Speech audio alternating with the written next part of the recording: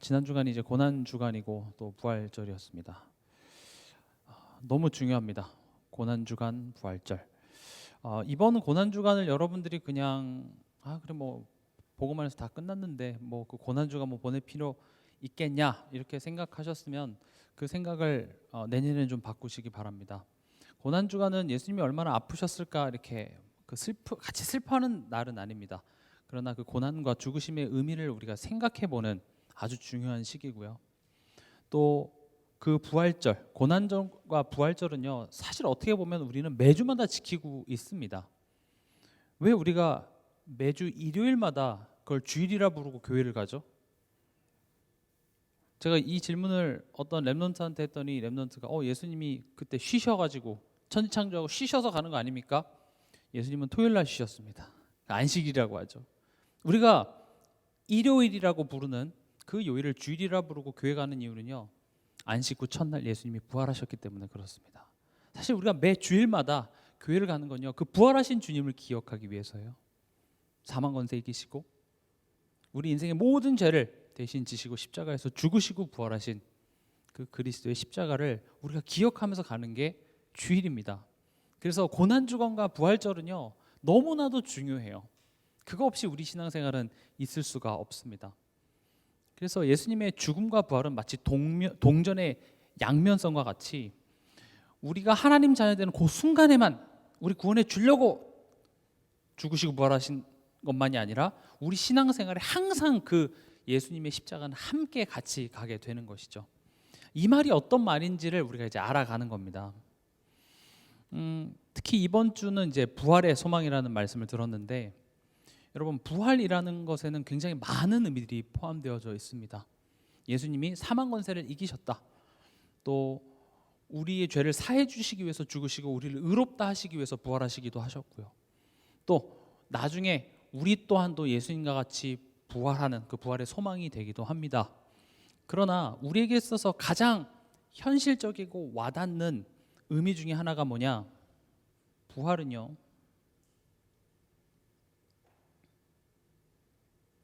새로운 삶이 시작되었다라는 말입니다. 우리 로마서 6장 4절 한번 읽어볼까요? 로마서 6장 4절입니다.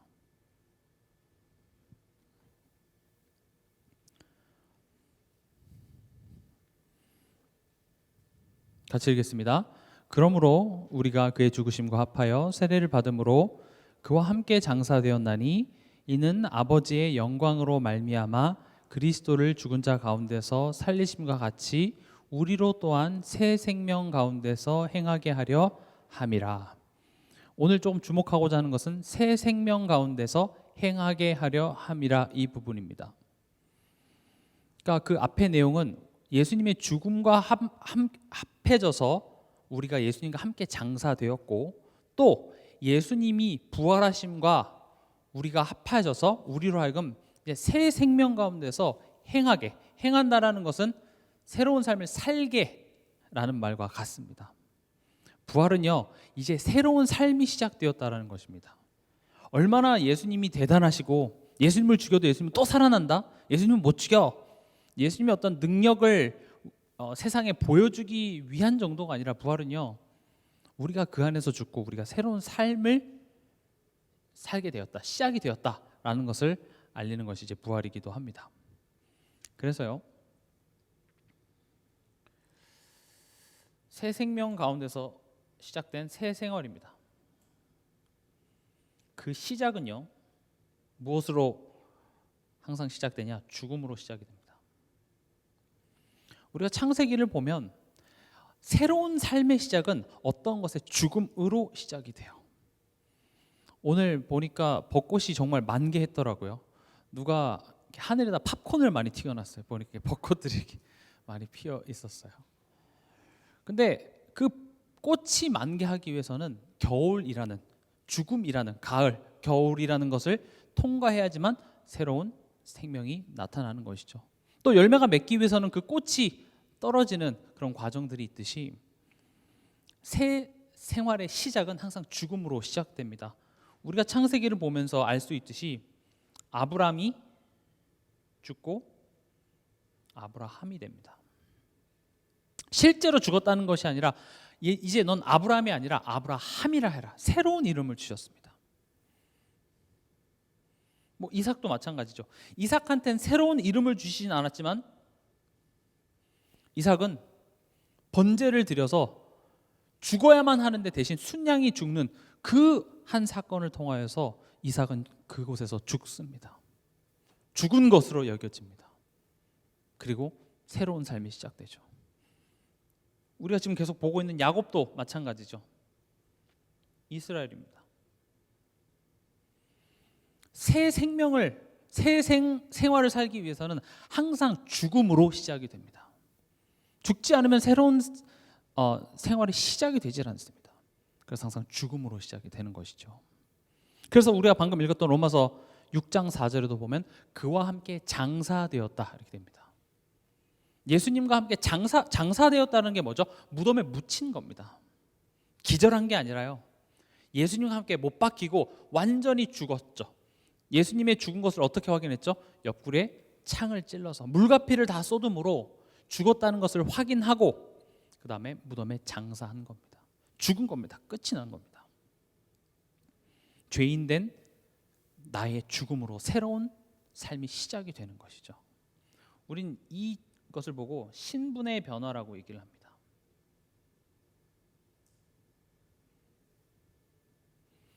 그래서 이 새 생활, 이것은요 죽지 않으면 애초에 그 여정이 시작이 되질 않아요. 요셉의 여정도 무엇으로 시작되죠? 아빠 밑에서 사랑받고 이쁨 받았던 그 요셉이 노예로 팔려갑니다. 죽은 것으로 여겨집니다. 가족들한테는 죽은 것이죠. 뭐 노예로 팔려갔으면 뭐 그 살아 있는 거겠습니까? 죽은 것으로 시작됩니다. 항상 하나님께서 어떤 인물이라든지 어떤 민족들을 이렇게 불러내실 때 보면 항상 죽음을 통과하게 하십니다. 다시 말하면 이 죽음은요 우리에게 있어서 새로운 시작을 알리는 신호가 된다라는 것이죠. 근데 저는 오늘 이 죽음이 시작이라고 지금 얘기를 하고 있습니다. 죽음은 시작이에요. 죽음이 전부가 아니라 죽음이 시작이에요. 죽음을 통하여서 시작이 되는 것입니다. 지금 우리가 로마서 6장에도 읽었다시피 결국 예수와 합하여 장사 지내고 예수와 합하여 우리를 살리신 이유는 그 안에서 새 생명 가운데서 살라고. 더 쉽게 얘기해 볼게요. 고아였던 우리를 구원해서 내 양자로 삼은 이유는 나를 아빠로 알고 나와 함께 행복한 삶을 살게 하기 위한 것이죠. 구원하는 그 목적에는 결국 구원 자체가 목적이 아니라 구원해서 하나님이 원래 우리 인간을 창조하신 그 목적 속에 우리가 살아가도록 하기 위해서 우리를 구원하셨다라는 것입니다. 그럼 보세요. 탕자가 지금 아버지 집을 떠났다가 돌아왔어요. 돌아와서 아버지가 제일 처음에 한 게 뭐죠? 입을 맞추고 옷을 갈아입힙니다. 다시 말하면 신분을 바꿔버려요. 신분을 바꾸고 목욕을 시키고 가락지를 끼우고 잔치를 베풉니다. 그럼 그 잔치가 평생 잔치만 할까요? 아니에요. 그 하루예요. 그 다음 날부터는 그 형이 와서 아빠한테 얘기하잖아요. 아니 나를 위해서는 뭐 염소새끼 한 마리 안 잡아주더니 왜 집 나간 내 동생을 위해서는 이런 잔치를 베풀어 주냐. 이제 그 둘째도 내일부터 그 수업 시작될 거예요. 다시 말하면요, 진짜는 뭐냐면 우리가 하나님 자녀 됐어요. 구원 받았어요. 죄인된 나는 예수와 함께 십자가에 죽었다는 사실은 이제 시작인 거예요. 그걸 구원의 전부로 봐버리면 그걸 보고 구원파라 그래요. 진짜는 뭐냐면 내가 구원받은 자로서 생명 가진 자로서의 삶을 사는 것이 사실 더 중요합니다. 지금 오늘 우리가 읽었던 본문의 내용은요, 요셉의 형들이 지금 죽을 뻔한 그 재앙 가운데서 요셉으로 말미암아 생명을 얻게 되죠. 그리고 잔치를 요셉이 베풀어 주잖아요, 그렇죠? 근데 갑자기 요셉이 또 청지기한테 얘기해서 억울하게 또 누명을 씌웁니다. 그 은잔을 베냐민 그 짐 가방에 넣도록. 왜 이런 일이 생길까요? 지금 이 본문이 얘기하는 것은 지금 유다가 구원받는 내용이 아니라 구원받은 하나님의 자녀인데 그 구원받은 하나님의 자녀가 지금 여전히 죄인된 옛날의 모습으로 그대로 살아가고 있기 때문에 하나님께서는 이런 사건을 통하여서 유다를 변화시키는 장면입니다. 한번 볼게요. 우리가 오늘 읽었던 1절 한번 볼까요?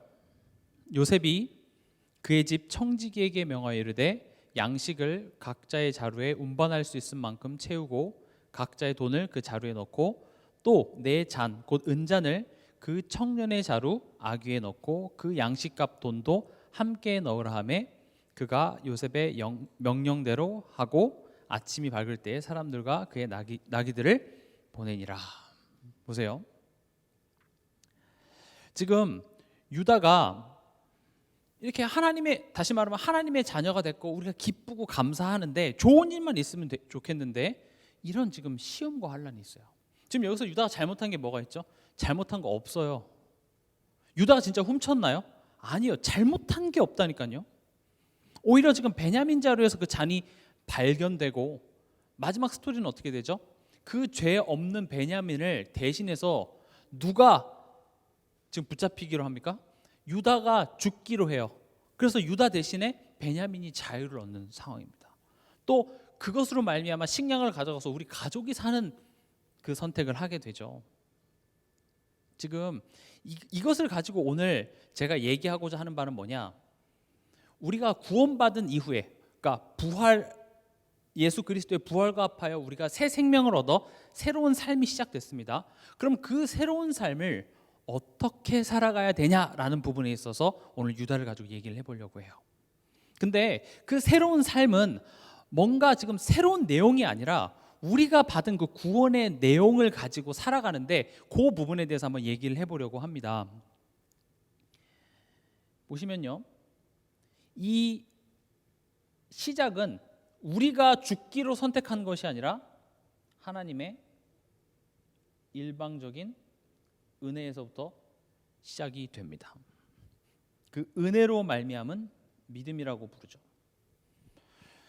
오늘 또 믿음에 대해서도 좀 얘기를 해보려고 합니다. 예수를 믿음으로 구원을 받는다. 이 문장이 잘못 오해되면 되게 이상하게 될 수도 있습니다. 예수를 믿음으로 구원받는다. 내가 믿어볼까? 믿어야지 라는 나의 선택, 나의 결단으로 구원받은 게 아니에요.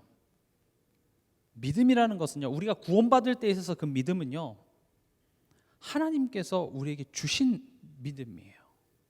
그리고 그 믿음이라는 것은요, 우리에게서 나올 수가 없어요. 그냥 하나님이 나를 위하여 구원의 길을 여시고 여자의 손을 보내사 십자가에서 예수를 못 박는 방법으로 나에게 구원의 길을 열어주셨는데 그 십자가가 누구를 위한 거예요? 나를 위한 거예요.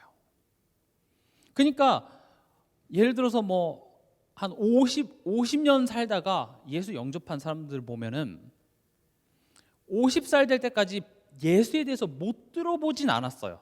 알아요. 지식적으로는 아는데 그 예수의 십자가의 죽음이 나를 위한 죽음이라는 사실이 내게 믿어지진 않았어요. 그게 나를 위했다라고 그게 내 마음속에 이해가 되지도 않고 설득이 되지도 않았어요. 이해가 됐다 할지라도 그게 믿어진다라는 건 다른 개념인 거예요. 그래서 구원이라는 것은 하나님께서 일방적으로 우리를 택하셔서 우리를 위한 구원을 이뤄놓으시고 그 내가 이뤄놓은 구원이 너를 위한 거야 라고 내 마음속에 알려주시는 거예요. 그래서 내 마음속에 내가 할 수 있는 건 그걸 믿는 것밖에 없어요. 어찌 보면 그걸 믿어지는 것도 하나님의 은혜이고 선물이에요. 그렇게 시작이 되는 겁니다. 아브라함도 내가 나온 게 아니잖아요. 아브라함이 저를 좀 택해 주시겠습니까? 한 게 아니에요. 오히려 성경은요, 마땅히 돼야 될 사람보다 그렇지 않은 사람을 자꾸 택해요. 오늘도 보면 유다를 지금 택하거든요. 유다는 넷째입니다. 첫째가 루벤인데 루벤을 택해야 되는데 당연히 그 장자의 축복은 첫째가 가야 되는데 누구에게로 옵니까? 지금 넷째 유다를 통해서 와요. 유다를 통해서 메시아가 태어나요. 지금 원래 에서와 야곱 같은 경우도 원래는 에서가 마땅히 그 장자의 축복을 받아야 되는데 하나님은 야곱을 통해서 하시죠.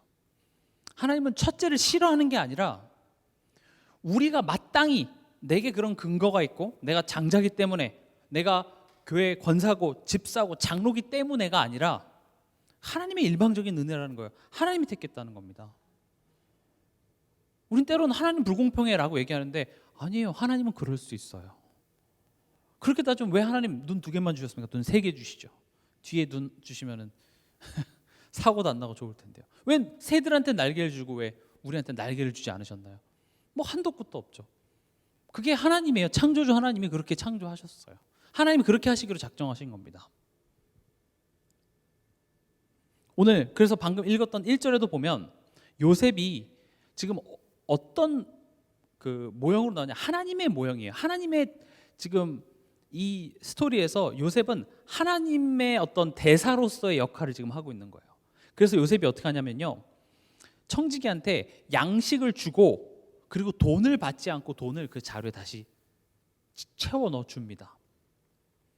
다시 말하면 지금 요셉한테 가야 생명을 얻을 수 있는데 생명은요 그들의 돈으로 사는 게 아닙니다.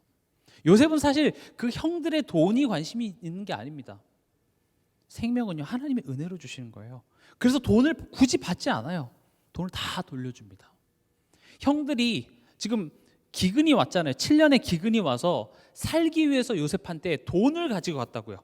돈으로 그 생명을 사기 위해서 갔는데 요셉은 그 돈을 받지 않고요 먹을 것을 가득 줬어요. 그러니까 여기 이 장면만 봐도 우리가 얻은 생명은 내가 돈으로 사고 내가 노력으로 얻은 것이 아니라 하나님의 은혜로 주신 거예요. 우린 뭔가 내가 믿어서 내가 쟁취해서 내가 구원받았다라고 생각을 하니까 그게 자칫 내가 다른 사람을 비판할 수 있는 어떤 권리가 있다고 생각을 해요. 가정 안에서도 그렇고요, 직장 안에서도 그렇고 교회 안에서도 그렇고 나보다 좀 못나고 나보다 좀 연약한 사람들을 보면서 또 나를 힘들게 하는 사람들을 보면서 우리는 이렇게 비판하는 것 자체가 사실은 내가 하나님의 은혜로 구원받았다라는 사실을 머리로는 알지만 실제로 내가 믿었잖아. 내가 돈 주고 식량을 사왔으니까 집에 가서 야 내가 사왔으니까 너네 좀만 먹어. 지금 그렇게 하는 거랑 똑같아요. 돈 주고 산 거 아니에요. 하나님의 은혜로 주신 거예요. 우리의 새 생활의 시작은 죽음으로 시작됐고 그 죽음의 시작은 내가 결단하고 내가 선택하고 내가 믿었기 때문이 아니라 하나님의 일방적인 은혜로 그게 내 마음속에 믿어지고 깨달아지게 하셔서 하나님이 시작하셨다는 것이죠. 근데 새 생활은 이제 그렇게 수동적으로 하나님이 일방적으로 역사하셔서 그냥 믿어졌구나 여기서 끝나는 게 아니라 우리로 하여금 이제는 믿음을 선택하는 그 삶을 하나님께서는 살도록 하시는데 우리 로마서 1장 17절 한번 읽어보도록 하겠습니다.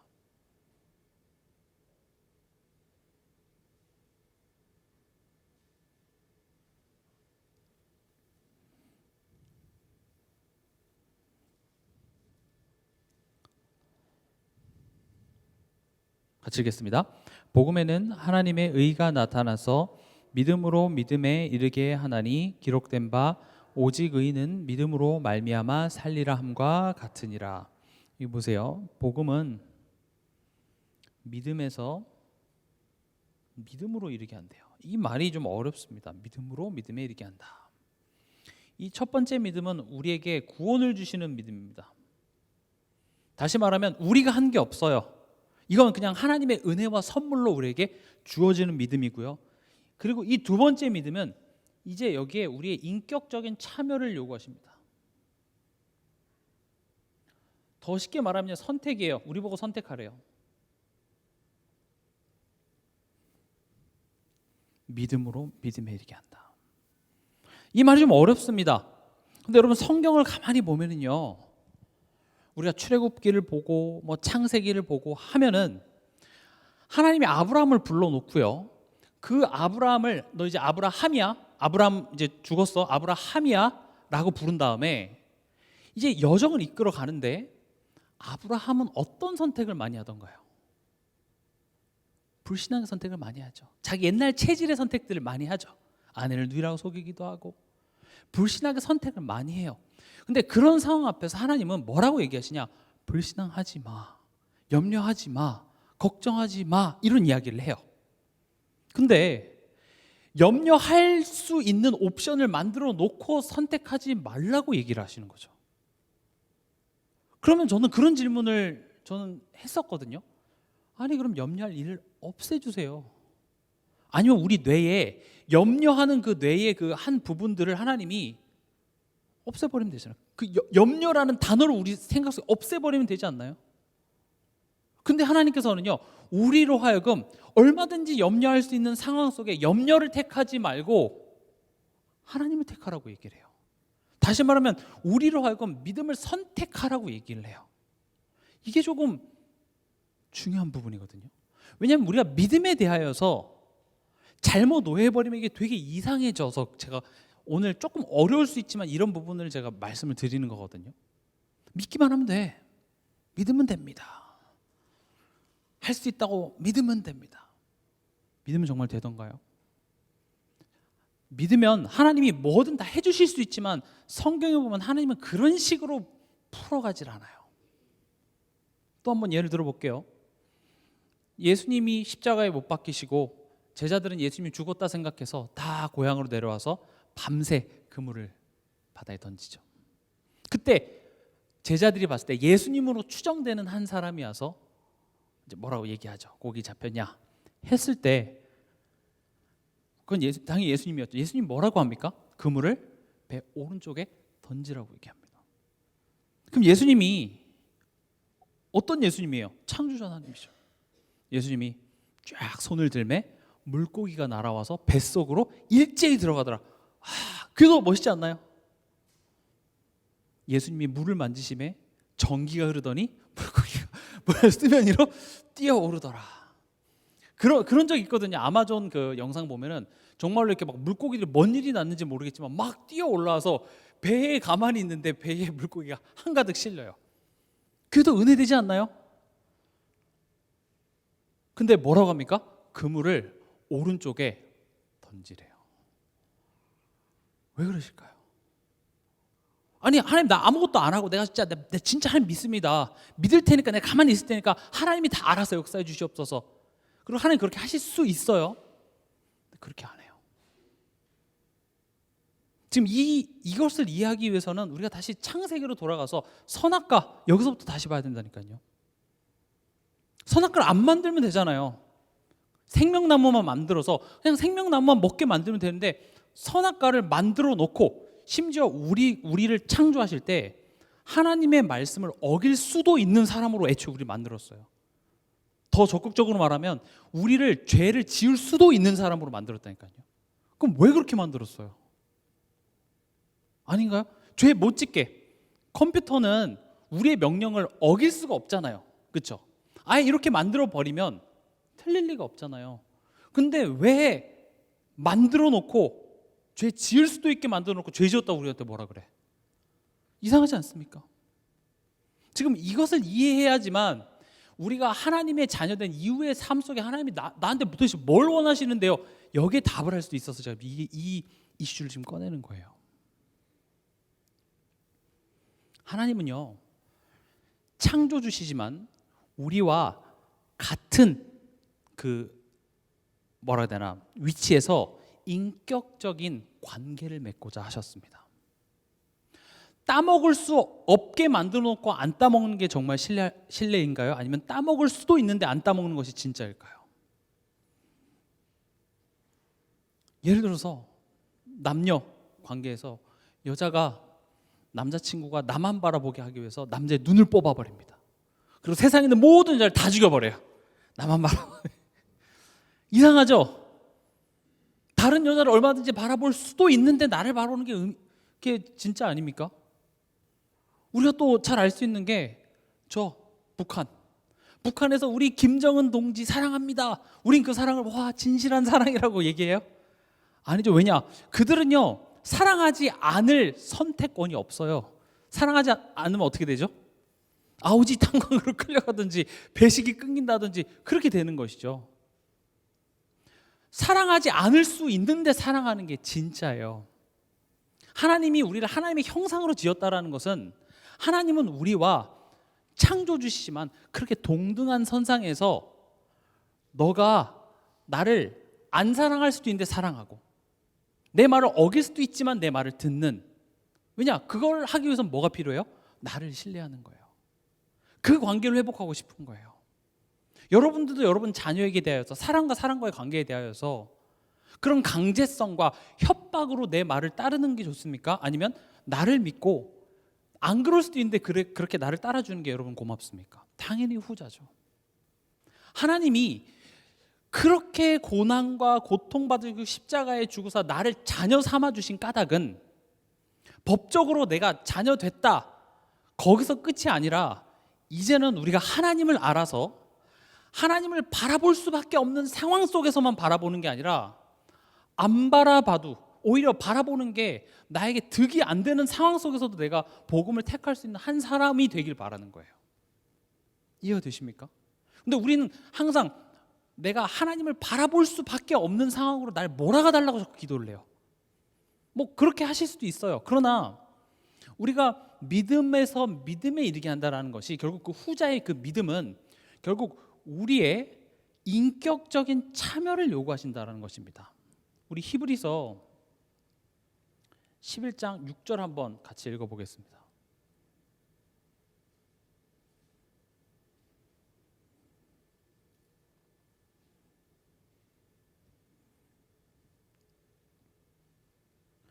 히브리서 11장 6절에서 믿음을 어떻게 설명을 하는지 볼게요.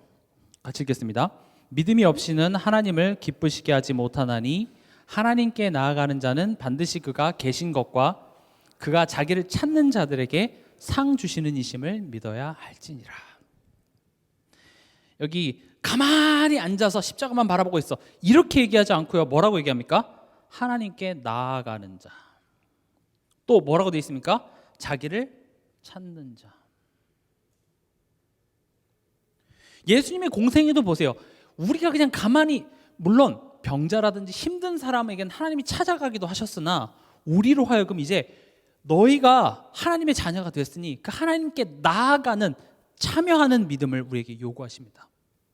그래서 성경을 보면 어떤 부분에서는 내가 믿은 것이 아니라 하나님 믿게 해주셨다라는 표현도 있고, 또 어떤 부분을 보면 우리 보고 믿어라, 마치 믿음을 선택할 수 있는 것처럼 얘기하는데 그 두 가지가 다 맞아요. 우리를 구원하는 데 있어서의 믿음은 우리가 선택한 게 아니에요. 우리가 시작할 수가 없었어요. 그래서 하나님께서는 우리를 위해서 구원을 다 이뤄 놓으시고 이것이 너를 위한 구원이었어 라고 내게 알게 하신 것, 우린 그거를 믿음으로 말미암아 구원받는다 그래요. 그리고 그렇게 구원한 하나님의 자녀를 이제는 믿음으로 말미암아 살아간다, 이렇게 얘기를 합니다. 여기서 믿음이라는 것은 이따 뒤에서 설명드리겠지만 내가 하나님의 자녀인 것과 또 그 하나님이 나에 대해서 얼마만큼 큰 사랑을 가지고 나를 지금 붙드시고 이끄시는지를 아는 자답게 살아가는 것, 그 사랑과 그 복음의 가치를 아는 자답게 살아가는 것이 결국은 우리에게 요구되어진, 다시 말하면 하나님 자녀인 우리에게 요구하시는 믿음의 내용인 것입니다. 그러니까 오늘 유다가 지금 불신자가 아니에요. 하나님의 자녀인 우리의 모습인데 지금 유다가 요셉한테 와서 죽을 뻔했는데 생명을 얻었고 잔치에 참여를 했는데 어떤 일이 벌어집니까? 억울한 상황이 발생이 돼요. 축제만 있었으면 좋겠어요. 하나님 자녀, 내가 생명 얻었고 예수의 피로 모든 게 다 끝났는데 우리 삶 속에 그런 파티만 있지 않고 이런 억울한 상황들이 생기더라는 거죠. 그렇지 않습니까? 꼭 생겨요. 근데 이런 상황을 통하여서 하나님께서는 유다를 지금 변화하고 치유해 나가신다라는 겁니다. 지금 이 44장 지나고 유다가 딱 달라지는 모습을 보면서 요셉이 그제서야 내가 요셉입니다 하면서 요셉이 이제 자기 정체를 밝히죠. 결국은 유다를 지금 하나님께서는 이 장에서는 변화시키고 싶으신 거예요. 보세요. 그럼 어떻게 하냐는 거죠. 지금 인격적인 참여라는 말이 어려서 그렇지 선택이에요. 내가 어떤 문제와 상황 앞에서 내가 뭘 선택하냐 이거예요. 지금 뭘 선택하시나요? 화가 났을 때 내 감정을 선택하고 화가 났을 때 말씀이 아닌 나의 경험을 선택하더라는 거죠. 제가 이번에 그 고난 주간에 그 패션 오브 크라이스트 영화를 보면서 저는 완전히 참 많은 것들을 깨달았고 그 영화가 재해석됐거든요.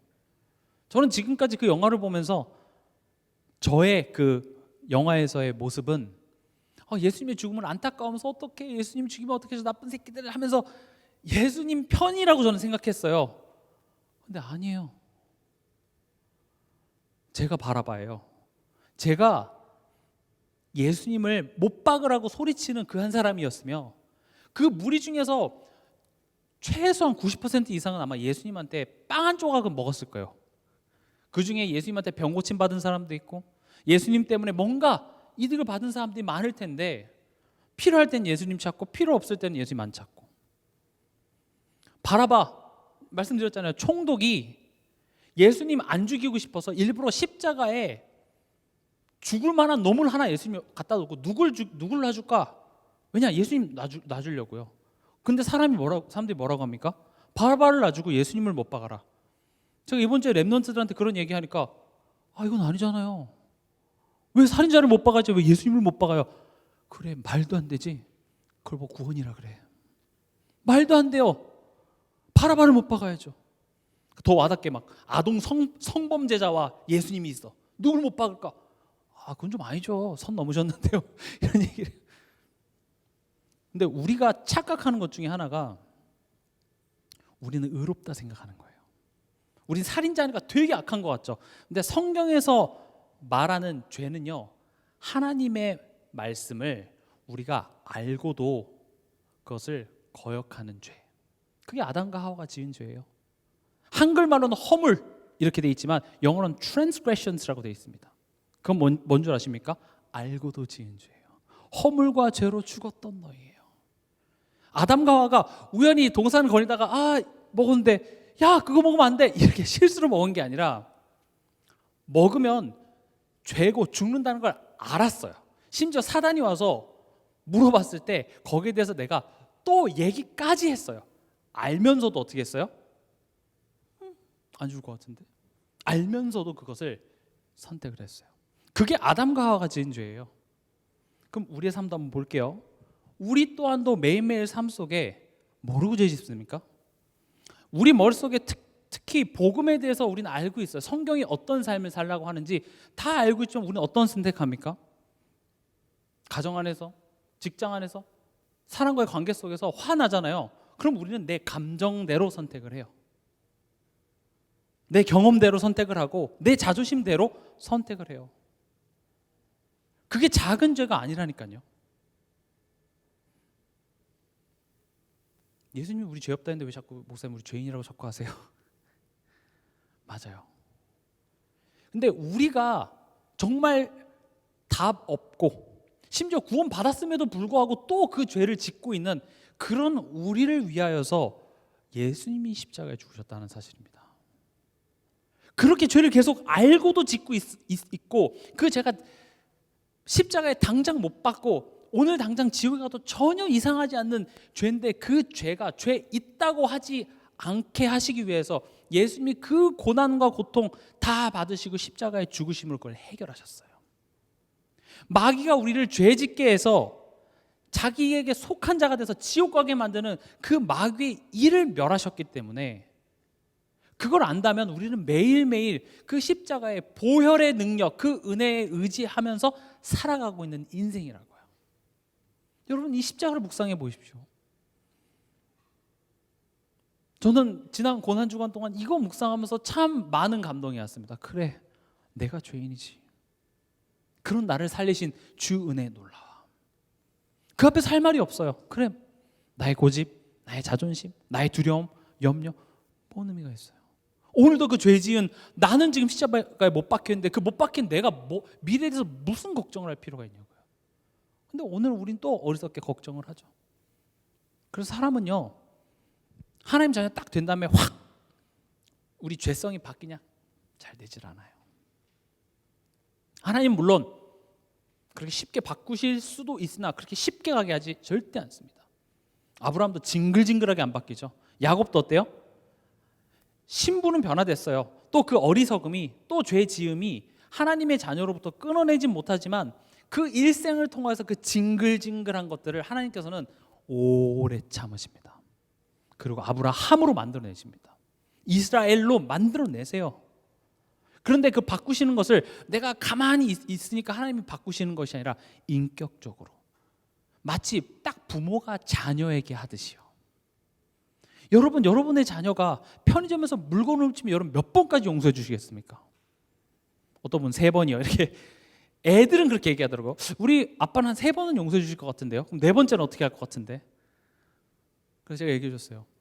계속 용서해 줄 거야. 언제까지요? 쥐가 깨달을 때까지요. 반 죽여서라도 그걸 알게 할 때까지 계속 용서해 주시죠. 그러나 그 용서받은 그 자녀는 뭘 깨달아야 됩니까? 지금 도둑질 한 게 문제가 아니라 내가 도둑질을 할 필요 없는 사람인 걸 깨닫는 게 중요하지 않을까요? 아빠가 얘기하죠. 야, 내가 세상에서 가장 부자는 아니어도 편의점에 있는 네가 먹고 싶은 것 정도 내가 사줄 수 있어. 필요한 거 있으면 나한테 와서 얘기를 해. 그럼 내가 사줄게. 근데 뭐라고 하죠? 그래, 아빠는 용서해줘. 다 뭐 끝났는데 뭐. 그리고 또 편의점 가서 도둑질을 해요. 저는 우리가 윤리 도덕을 잘 지키는 삶을 사십시오라고 얘기하는 게 아니라 우리가 정말 그 가치를 점점 알아간다면 우리의 삶 속에 내가 어떤 선택을 하느냐가 달라질 거라는 것이죠. 특히 부모님들은요, 내가 어떤 선택을 하느냐가 내 자녀의 종교가 된다는 사실을 꼭 기억하시기 바랍니다. 내 자녀가 뭘 믿는지를 내가 성경 펴라, 예수는 그리스도고, 그 가리키는 게 자녀의 종교가 되지 않고요, 결국 내가 어떤 선택을 하느냐가 내 자녀의 가치관이 되고 내 자녀의 믿음이 됩니다. 부탁드릴게요. 어린 자녀 부모님들 부탁드릴게요. 고등학생 돼갖고 저한테 데리고 오시면 힘들어요. 어디서부터 바꿔야 될지 모르겠어요. 어렸을 때부터 당연히 예배 가는 선택, 기도하는 선택이기도 하지만 평상시에 내가 어떤 것을 선택하고 말하고 하는 거기에서 내 자녀를 위해서 훌륭한 선택을 하라는 것이 아니라 내가 먼저 믿음 앞에 서야 되는 거예요. 그러기 위해서는요, 하나님께서 그렇게 하기 위해서 가치를 발견하는 여정으로 인도하시는데 첫 번째가 뭐냐? 그리스도 안에 나라는 가치입니다. 또 내 안에 그리스도. 나의 가치와 내 안에 그리스도의 그 가치를 발견하면서 그 가치를 아는 자다운 선택을 하라는 것이죠. 여러분들은 어떤 가치가 있습니까? 누가 여러분들한테 안 좋은 이야기하고 여러분들 인정 안 해줘서 나는 가치가 없다고 생각하십니까? 아닙니다. 여러분들은 예수님이 그 참혹한 십자가를 다 고난을 받으시고 여러분들을 위해 죽겠다라고 하신, 여러분들은 예수님의 생명이라는 가치를 하나님께서 여러분들에게 부어 넣으신 겁니다. 우린 다 예수님의 생명의 가치예요. 예수님의 그 십자가가 나를 가치 있는 자로 만들었어요. 우리가 가치 있는 사람이 아니라니까요. 지금도 저는 하나님께 말씀드리고 싶어요. 하나님, 그냥 새로 다시 창조하시죠. 왜냐? 구원 받고도 우리 또 죄 짓잖아요. 예수님의 십자가가 너무, 예수님이 그렇게까지 죽기까지 우리를 구원하셨는데 우리는 또 그 사랑을 알지 못하고 또 삶 속에서 전혀 그 사랑 모르는 자 같이 또 행동하잖아요. 그럼 그냥 새로 만드시는 게 더 빠르지 않을까요? 뭘 그렇게 힘들게 막 성령으로 굳이 들어오셔서 우리 삶 속에서 그걸 설득해 나가시고 오래 참으시고 왜 그러십니까? 내가 사랑하기 때문에 그래. 여러분들의 자녀가 세계에서 가장 똑똑합니까? 세계에서 가장 훌륭합니까? 아니죠. 남들이 봤을 때는 별 대단하지도 않은 것 같은데. 근데 내 자녀이기 때문에 내 자녀를 위해서 못하면 학원을 보내고 못하면 뭐 돈을 써서라도 사람을 붙이고 돕고. 왜요? 거기에는 논리적인 이유가 없어요. 내가 사랑하기 때문에 그래요. 여러분 한 사람 한 사람은 하나님의 사랑이라는 가치로 새롭게 책정된 사람이에요. 그래서 우리는 소중한 거예요. 예수님의 그 흘리신 피, 고난, 그 치욕, 이거를 내가 너를 위해서 내가 견딜게 한 거예요. 왜요? 우리 그 중고등부 영상 보시면 제가 공부를 잘해서 그런 거 아닐까요? 찬영이가 제가 돈이 많아서 그런 거 아닐까요? 하고 이렇게 호주머니 했는데 300원 나오고 노래를 잘해서 그런 게 아닐까요? 우리에겐 이유가 없습니다. 우리가 그런 가치 있는 사람이에요. 하나님은 지금 이런 상황을 통해서 네가 어떤 사람인지를 알라, 이거를 지금 창세기를 통해서 계속 얘기하고 있죠. 유다도 마찬가지입니다. 결국 유다가 어떤 선택을 합니까? 예전에는 지금 유다는 그 요셉이 같이 있었을 때 편애하는 아버지에 대한 상처가 있어요.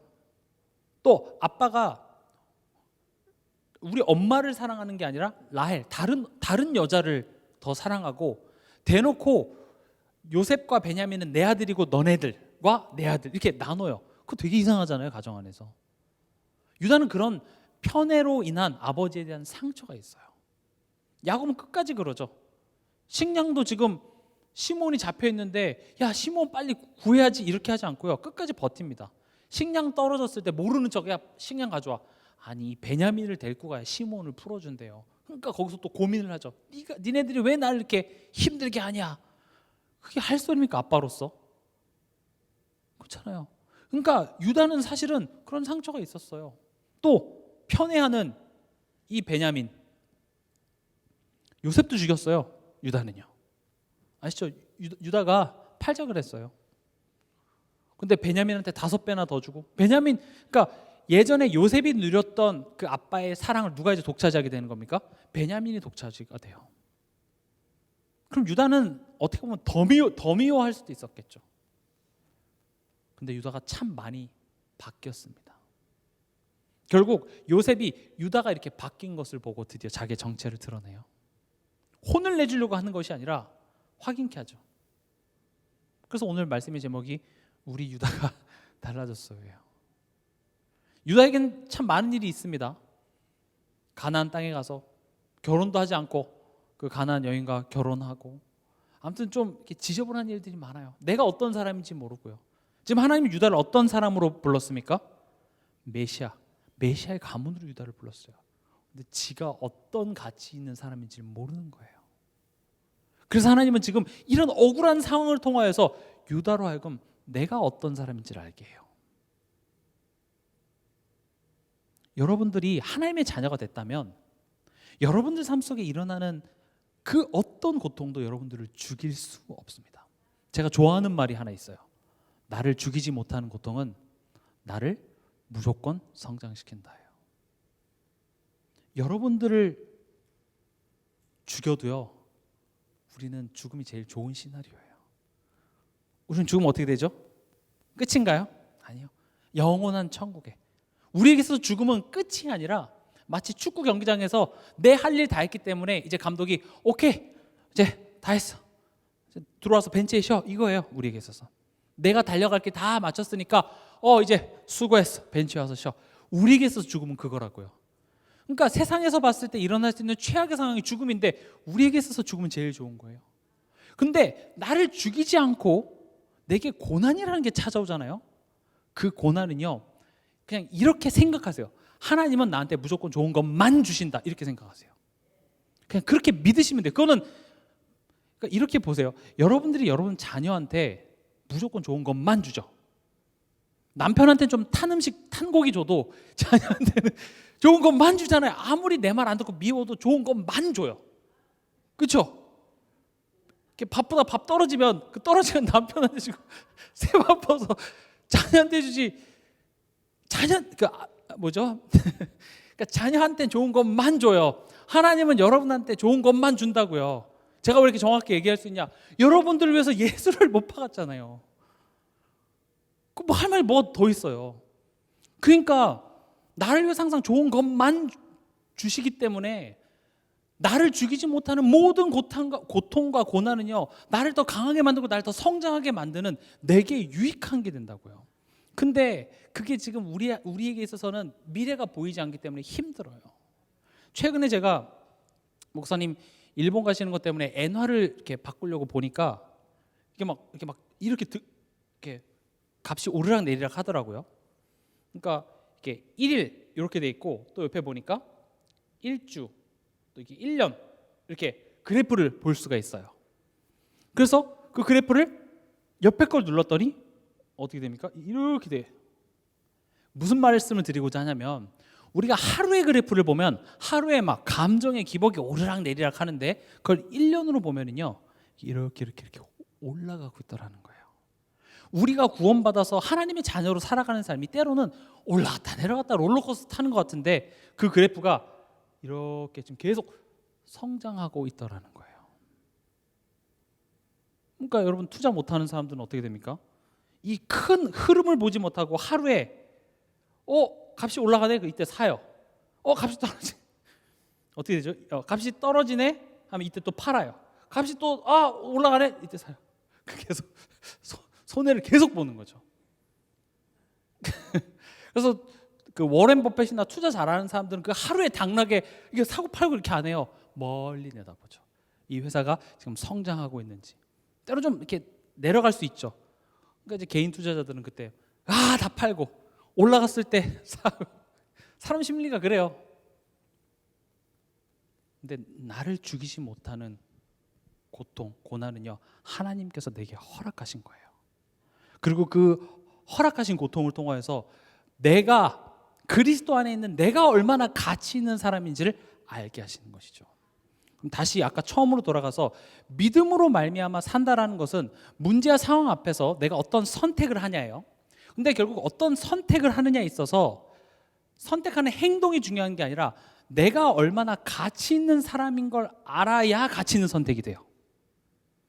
그럼 내가 얼마나 가치 있냐를 알려주는 가장 확실한 게 뭐냐? 그게 십자가예요. 나를 위해 죽으신 그 그리스도의 십자가, 그 사랑 앞에 내가 설 때 내가 이렇게 가치 있는 사람이구나가 깨달아졌을 때 가치 있는 선택들이 나오더라는 거죠. 빌 게이츠가 지금 굉장히 중요한 미팅이 있어서 운전하고 가다가 옆에서 차 딱 들이받았어요. 갑자기 빌 게이츠가 막 목 잡고 나오면서 몰라 누워서 경찰 불러. 빌 게이츠가 그런 선택을 하겠습니까? 안 하죠. 오히려 그냥 돈 줘서 그냥 제가 돈 다 낼 테니까 그냥 가세요. 누가 잘못한 건 상관없어요. 왜냐? 지금 내 시간은 더 귀중하거든요. 그런 사사로운 거에 내 시간과 내 에너지를 쏠 필요가 없어요. 갑자기 이름이 생각이 안 나는데 이부진 신라 호텔 신라 호텔 사장이죠. 어떤 택시 기사인가요?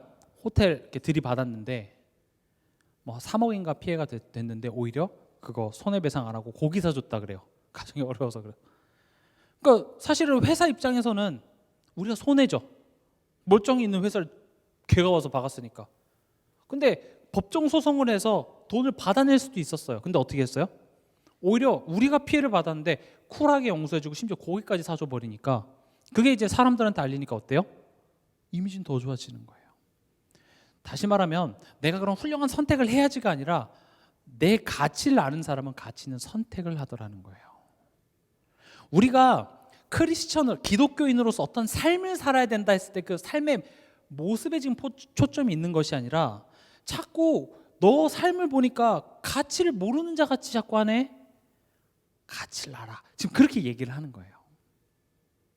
그래서 우리는 그리스도 안에 있는 내가 얼마나 가치 있는 사람인 것을 아는 그 여정을 하나님께서는 계속 허락하시더라는 것이죠.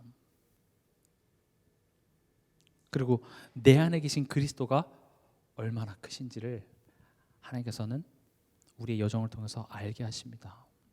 특히 에베소서에도 보면 성령께서 하나 되게 하신 것을 지키는 싸움, 그리스도의 그 지혜와 지식, 그게 얼마나 풍성한지를 우리로 알게 하시죠.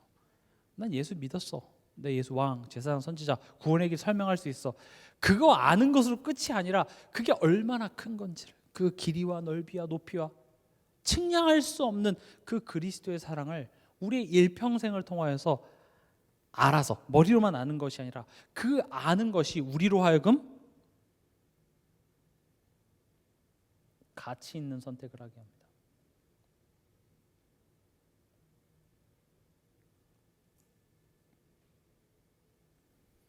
믿음은 그리스도 안에 있는 나를 알고 또 내 안에 계신 그리스도의 가치를 알아서 그 가치를 아는 자다운 선택을 하는 것, 그걸 보고 믿음이라고 얘기를 합니다. 믿음은 그냥 지식적으로 내가 예수에 대해서 알고 내가 그 예수의 십자가의 사건, 그게 있었다고 그냥 머리로만 아는 차원에서 끝나는 게 믿음의 전부가 아니라, 믿음은 그 가치를 알고 실제적으로 내 삶 속에서 그런 선택들을 하는 거예요. 왜냐, 믿음은 우리의 전 인격적인 참여를 요구하기 때문에 그렇습니다. 성경을 보시면 다 그렇습니다. 가만히 있었더니 되더라? 아닙니다. 오직 성령이 너에게 임하시면 로마 정권 무너뜨려 줄게. 오직 성령이 너에게 임하시면 널 힘들게 하는 사람 내가 다 처리해 줄게. 그렇게 얘기하지 않아요. 너가 증인이 될 거야, 이렇게 얘기합니다. 내가 그 안에서 성장하고 자라나고 가치를 알아서 내가 하나님을 바라볼 수 없는 상황으로 몰아가야지만 바라보는 것이 아니라 때로는 핍박 속으로 들어가요. 분명히 거기 가면 내가 죽을 걸 알면서도 들어가요. 거기까지 자라나는 거예요. 여러분들 보고 순교의 믿음을 회복하십시오, 그게 아니라 그 가치를 아는 자는요, 죽을 걸 알면서도 기쁨으로 가더래요. 근데 그 예수 그리스도의 은혜가 바울에게만, 초대교회 제자들에게만 있었던 것이 아니라 우리 모두에게도 동일하게 있다는 사실입니다. 말씀을 맺겠습니다. 오늘 유다는 편애하는 아버지에 대한 상처와 또 베냐민도 사실은 뭐 요셉보다 더 미웠을 수도 있겠죠. 그런 상황 속에 유다는 어떤 선택을 합니까? 내가 대신 담보로 잡힙니다. 내가 대신 죽을게요. 어찌 보면 유다가 그 상황 속에서 나를 위해 대신 죽으신 그 그리스도 앞에 서는 복음의 내용입니다. 하나님이 자녀 맞아요. 그러나 우리는 우리의 과거의 상처, 아픔 앞에서 복음을 선택을 잘 못합니다. 어렵게 생각하지 마시고 나는 내 삶 속에서 어떤 선택을 하느냐, 이거 보세요. 이게 믿음이에요. 난 복음 갖고 있으니까 어떤 선택을 해도 괜찮아. 물론 그것도 믿음입니다.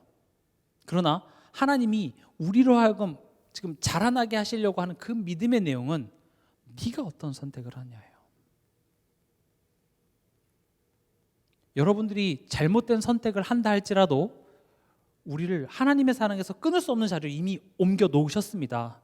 여러분들의 선택에 따라서 여러분들의 구원이 취소되고 그러진 않지만, 그러나 구원하신 목적은 우리가 그 구원의 가치를 알고 그것을 아는 자다운 선택을 하라고 얘기를 합니다.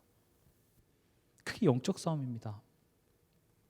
그래서 내 삶 속에 일어나는 모든 문제를 그냥 다 사단이 그랬다고 얘기해버리고 그냥 사단만 결박하고 나는 가만히 있으면서 맨날 옛날 걸 선택하지 말라는 거예요. 물론 당연히 정말 귀신이 혼미케 하고 뭐 정신 이상한 사람 있고 할 때 나를 혼미케 하는 그 사단에 대해서 우리가 결박해야겠지만, 제가 사역을 하면서 느끼는 건 뭐냐면 아무것도 안 해요. 그냥 난 옛날의 체질대로 그대로 살아가고 있으면서 모든 게 다 사단이래요. 그러니까 같이 사는 사람들 미치겠는 거예요. 다 사단이래. 공부 안 하면서 이 시험, 이 정부 다 사단이고 3단체고 뭐 공부 잘해봤자 이거 세상에 뭐 종로로 탈 건데 내가 뭐 하려고 공부해. 이게 말이 안 되는 거예요. 우리가 그런 신앙생활을 살면 되지 않아요. 말씀을 맺겠습니다. 이번 한 주간 내가 그리스도의 죽음과 합하여 나의 죽음으로 이제 새로운 인생이 시작됐습니다. 예수 그리스도의 부활과 함께 새로운 삶이 시작됐습니다. 새로운 삶은 그리스도 안에 있는 나의 가치를 알고 또 내 안에 계신 그리스도의 가치를 알아 그 가치를 아는 자다운 선택을 하는 그 믿음에 이르게 하시는 것, 그게 우리가 부활에 참여하는 삶을 살아가는 것입니다. 그 가운데에 분명히 우리 삶 속에 하나님의 나라의 일이 펼쳐지는 겁니다. 흑암이 떠나가고요, 치유의 역사가 일어나고 생명이 살아나는 역사. 그건 어떤 방법과 전략에 있는 것이 아니라 내가 그 한 사람의 증인이 되면 됩니다. 아까 제가 말씀드렸다시피 자녀를 위해서 내가 좋은 선택을 해야 된다라는 게 아니라 내가 그런 선택을 할 때 내 자녀에게 그것이 전달이 되더라는 거죠. 내 같이 사는 가족들에게 그것이 나타나지더라는 것입니다. 이번 한 주간도 이 내용을 기억하시면서 승리하는 한 주간 되시길 주님의 이름으로 축원합니다.